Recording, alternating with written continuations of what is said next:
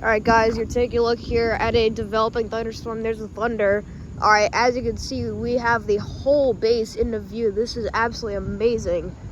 Look at all that convection going on there, and if you can see down there, that could be a developing wall cloud.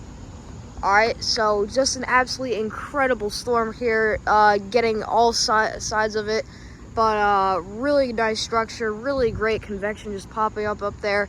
Alright, we're around the Glen Cove area in northwestern Long Island, but holy cow, I mean, this thing is just growing like crazy. There's that thunder, so I'll see you guys later, and I'll tell you guys what I get.